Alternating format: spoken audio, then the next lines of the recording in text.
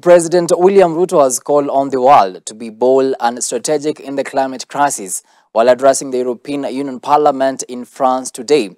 The head of state has asked Africa, Europe and the region to work together in driving sharp cuts in greenhouse gas emissions, at the same time asking the European Union to invest in Africa's renewable energy to support the continent's aspirations of becoming a green industrial powerhouse.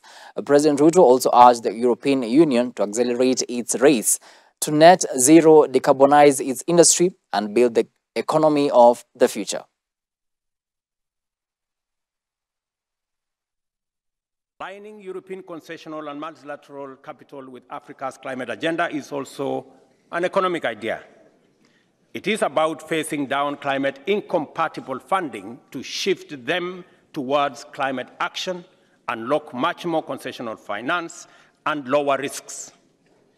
Here, I invite the European Investment Bank to play a bigger role in Kenya and on the continent with its expertise and resources.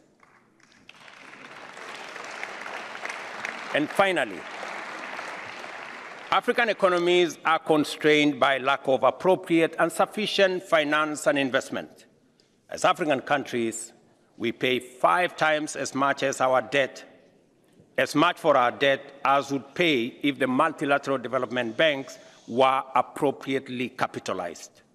Those seeking investment for private projects face high costs of capital and unhelpful short tenures driven by both real and perceived risk factors. We face a chokehold on a vicious cycle.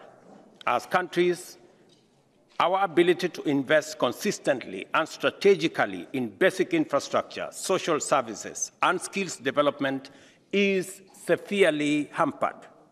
And lack of that investment contributes to the high-risk premiums and makes it harder for private projects to become viable and attractive. This is a very strong list of proposals to reform the international financial architecture. We support this and more, and we are in good company